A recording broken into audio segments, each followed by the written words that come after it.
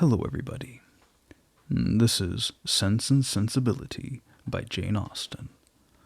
Chapter 11. Little had Mrs. Dashwood or her daughters imagined, when they first came into Devonshire, that so many engagements would arise to occupy their time as shortly presented themselves, or that they should have such frequent invitations and such constant visitors as to leave them with little leisure for serious employment. Yet such was the case. When Marianne was recovered, the schemes of amusement at home and abroad which Sir John had been previously forming were put in execution. And the private balls at the park then began, and parties on the water were made and accomplished as often as a showery October would allow.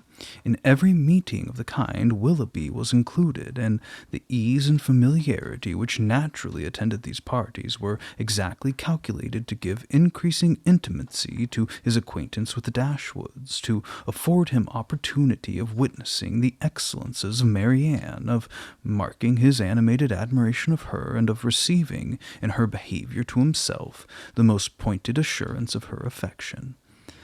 Elinor could not be surprised at their attachment. She only wished that it were less openly shown, and once or twice did venture to suggest the propriety of some self-command to Marianne, but Marianne abhorred all concealment where no real disgrace could attend unreserve, and to aim at the restraint of sentiments which were not in themselves illaudable appeared to her not merely an unnecessary effort, but a disgraceful subjection of reason to commonplace and mistaken notions. Willoughby thought the same, and their behaviour at all times was an illustration of their opinions. When he was present, she had no eyes for anyone else. Everything he did was right. Everything he said was clever. If their evenings at the park were concluded with cards, he cheated himself and all the rest of the party to get her a good hand. If dancing formed the amusement of the night, they were partners for half the time, and when obliged to separate for a couple of dances, were careful to stand together, and scarcely spoke a word to anybody else. Such conduct made them, of course, most exceedingly laughed at, but ridicule could not shame, and seemed hardly to provoke them. Mrs. Dashwood entered into all their feelings with a warmth which left her no inclination for checking the successive display of them. To her it was but the natural consequence of a strong affection in a young and ardent mind. This was the season of happiness to Marianne. Her heart was devoted to Willoughby, and the fond attachment to Norland which she brought with her from Sussex was more likely to be softened than she had thought it possible before, by the charms of his society bestowed on her present home. Elinor's happiness was not so great. Her heart was not so much at ease, nor her satisfaction in their amusement so pure. They afforded her no companion that could make amends for what she had left behind, nor that could teach her to think of Norland with less regret than ever. Neither Lady Middleton nor Mrs. Jennings could supply to her the conversation she missed, although the latter was an everlasting talker, and from the first had regarded her with a kindness which ensured her a large share of her discourse. She had already repeated her own history to Elinor 3 or 4 times, and had Elinor's memory been equal to her means of improvement, she might have known very early in her acquaintance all the particulars of Mr. Jennings' last illness, and what he said to his wife a few minutes before he died. Lady Middleton was more agreeable than her mother, only in being more silent. Elinor needed little observation to perceive that her reserve was a mere calmness of manners which sense had nothing to do with.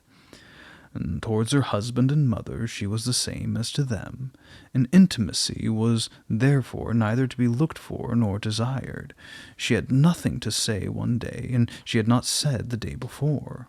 Her insipidity was invariable, for even her spirits were always the same, and though she did not oppose the parties arranged by her husband, provided everything were conducted in style, and her 2 eldest children attended her, she never appeared to receive more enjoyment from them than she might have experienced in sitting at home, and so little did her presence add to the pleasure of the others by any share in their conversation that they were sometimes only reminded of her being amongst them by her solicitude about her troublesome boys.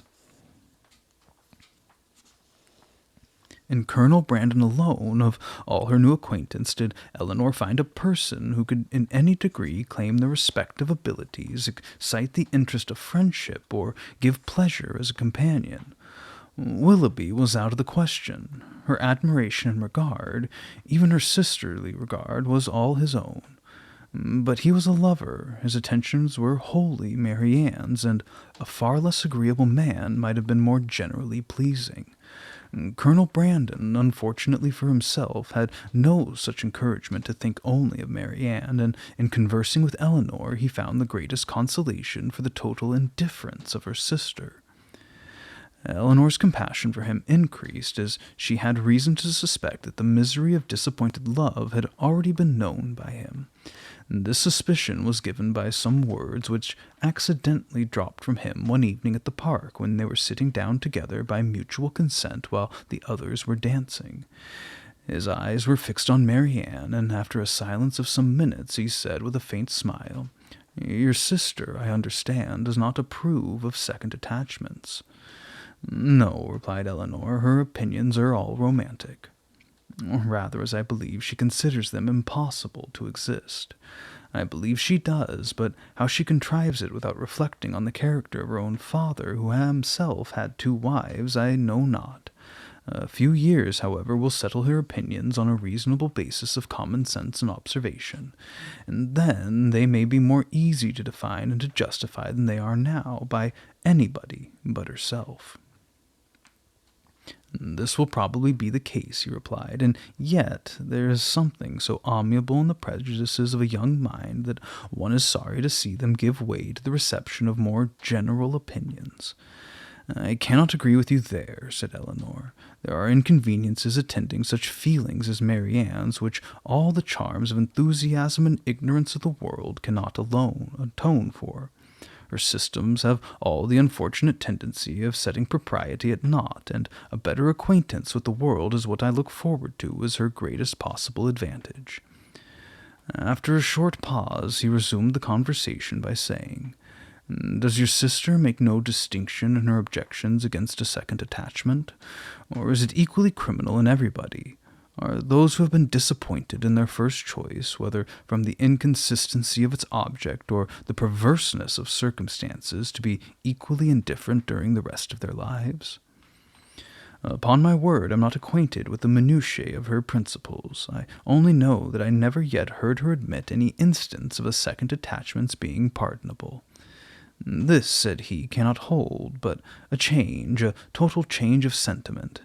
No, do not desire it, for when the romantic refinements of a young mind are obliged to give way, how frequently are they succeeded by such opinions as are but too common and too dangerous. I speak from experience. I once knew a lady who in temper and mind greatly resembled your sister, who thought and judged like her, but who, from an enforced change, from a series of unfortunate circumstances—" Here he stopped suddenly, appeared to think that he had said too much, and by his countenance gave rise to conjectures which might not otherwise have entered Eleanor's head. The lady would probably have passed without suspicion, had he not convinced Miss Dashwood that what concerned her ought not to escape his lips. As it was, it required but a slight effort of fancy to connect his emotion with the tender recollection of past regard. Eleanor attempted no more. But Marianne, in her place, would not have done so little. The whole story would have been speedily formed under her active imagination, and everything established in the most melancholy order of disastrous love.